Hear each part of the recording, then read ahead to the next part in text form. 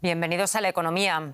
En medio del conflicto armado entre Israel y la organización islamista palestina Hamás, Israel suspendió la producción de su planta de gas Tamar, ubicada frente a su costa sur.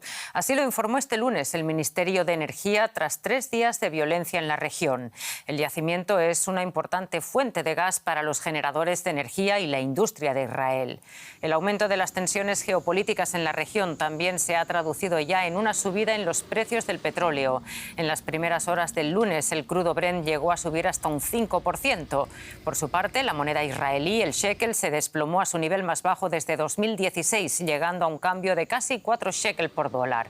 Esto llevó al Banco Central del país a ofrecer la venta de hasta 30.000 millones de dólares en divisas para mantener la estabilidad monetaria.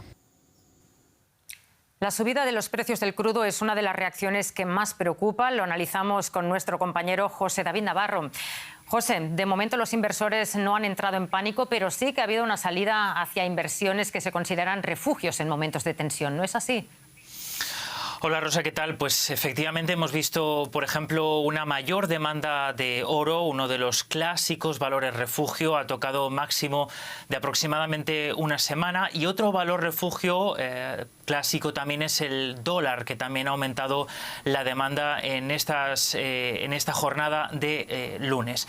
Otro de los intereses de los inversores en estos momentos de nerviosismo o de tensión geopolítica está siendo la deuda pública. Por ejemplo, la deuda de Alemania, que es dentro de Europa también el bono alemán a 10 años de los más seguros, pero con la diferencia en esta ocasión de que la demanda es más alta para Alemania que para países periféricos más endeudados, como es el caso de Italia. Otro de los puntos donde hemos visto los efectos de esta escalada de tensión ha sido en el mercado energético, pero del gas, ¿no? El contrato a futuro de referencia aquí en Europa ha subido en torno a un 12%, superando, Rosa, el valor de los 43 euros el megavatio hora, pero como tú adelantabas, son reacciones que de momento se quedan, no son reacciones fuertes, porque los mercados de momento mantienen, digamos, el nerviosismo y lo mantienen a raya. Como comentábamos antes, los precios del petróleo sí que han sido más sensibles. Hemos llegado a ver cómo subían hasta un 5% durante el día. ¿Cuál es el mayor riesgo ahora y qué esperan los mercados? Bueno, Rosa, para los analistas del mercado del crudo, el mayor riesgo sería que Irán acabase involucrado o se involucrase en este conflicto. Hay que recordar que Irán ahora está bombeando a niveles máximos en los últimos 5 años, después de los avances en las relaciones bilaterales con Estados Unidos, y no sería la primera ocasión que Irán amenaza con cortar o dificultar el acceso de barcos cargados con crudo del estrecho de Hormuz, por el cual pasa en torno a una quinta parte de todo el crudo mundial. Eso, como pueden imaginarse, haría, ¿no?, que los precios internacionales del crudo escalasen, porque por ahí no solo pasa el crudo de algunos países, sino también de grandes productores como Arabia Saudita o como Qatar. De momento, Rosa, en cualquier caso, los inversores no se ponen en ese escenario, que sería el peor, y se mantienen con la idea de que no llegaremos a escalar el conflicto como, por ejemplo, pasó en los años 70, ¿no? En estos momentos, por lo tanto, a pesar de ese pico del 5% del crudo, después bajaba a final de la jornada en torno a un 3% aproximadamente para cuando cerraban los mercados europeos, al entorno, Rosa, de los $87, por ejemplo, para el barril de Brent. Bueno, pues seamos optimistas. Muchísimas gracias por el análisis, José David.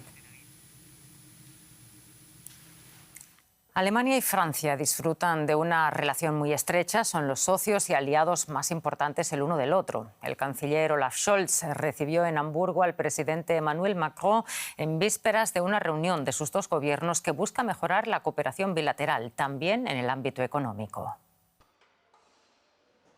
Alemania y Francia juntas suman más del 40% del Producto Interior Bruto de la Unión Europea.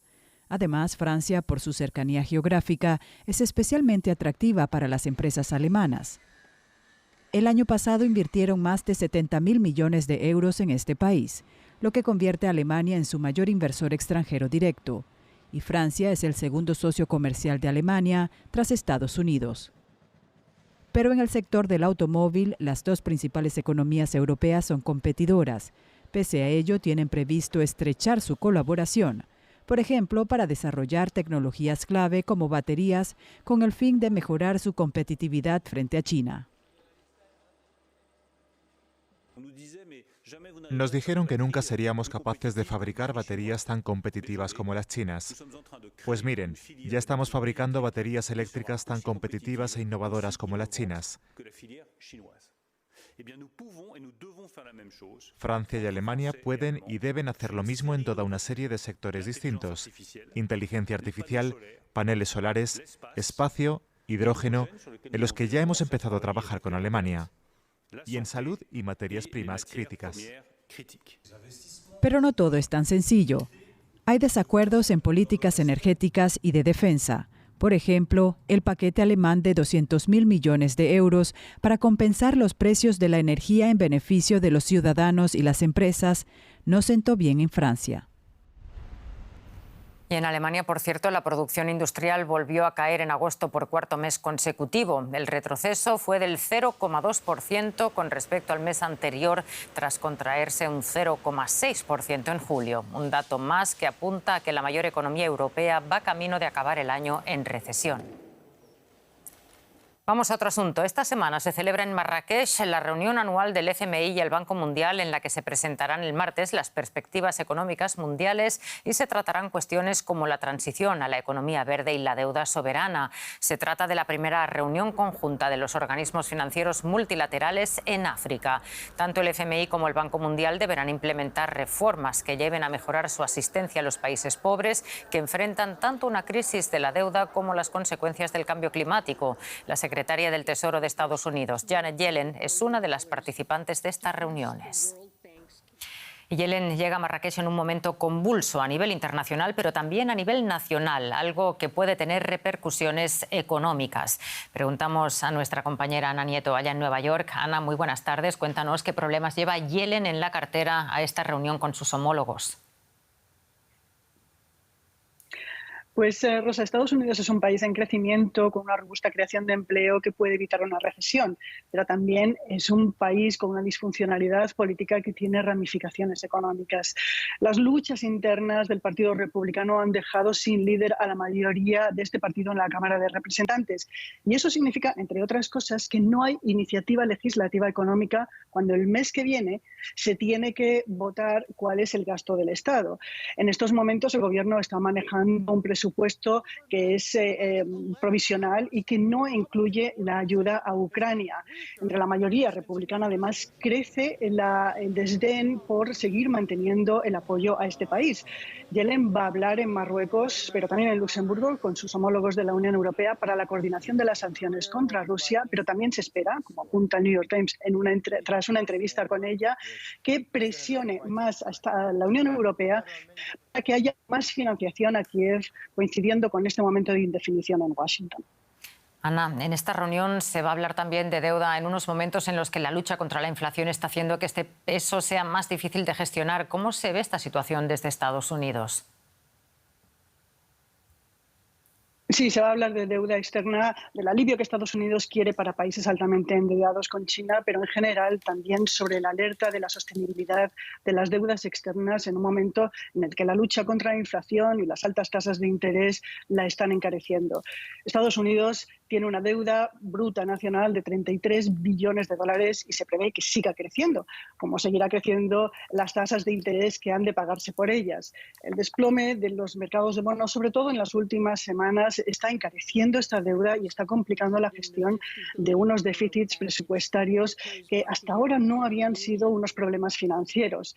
El interés de los inversores por los títulos de deuda de Estados Unidos está pagando cada vez a un precio más caro y eso prepara serios problemas para un país que en apenas un año va a tener elecciones presidenciales, elecciones a las cámaras e muy importantes decisiones que tomar sobre la sostenibilidad presupuestaria, que no se va a conseguir solamente reduciendo gasto social discrecional. Noticias no muy halagüeñas. Muchísimas gracias, Ana, por el análisis. Un saludo hacia Nueva York. A día de hoy, las mujeres siguen estando en desventaja en el mercado laboral. La profesora estadounidense Claudia Goldin fue una de las primeras en analizar esta brecha de género, estudiando el trabajo y los ingresos de las mujeres en Estados Unidos a lo largo de 200 años. Y por ello ha sido galardonada con el Premio Nobel de Economía. Es la tercera mujer que recibe el Nobel de Economía, Claudia Goldin. La academia distinguió a la economista estadounidense por haber desvelado los principales motivos de las diferencias de género en el mundo laboral. Investigo los cambios a largo plazo en la historia económica, en concreto la evolución del papel de la mujer en la economía y la situación actual, y el hecho de que a pesar de que se haya producido un cambio enorme, sigue habiendo grandes diferencias entre mujeres y hombres en cuanto a tareas, remuneración y otras cuestiones. La pregunta es ¿por qué? Su investigación constituye la primera descripción exhaustiva de las diferencias de género en el mercado laboral a lo largo de 200 años. Goldin concluye que la participación de la mujer en el trabajo remunerado no ha aumentado de forma constante, sino que las diferencias se reducen solo de forma esporádica. Es increíblemente importante para la sociedad entender la participación de las mujeres en el mundo laboral y su potencial de obtener ingresos.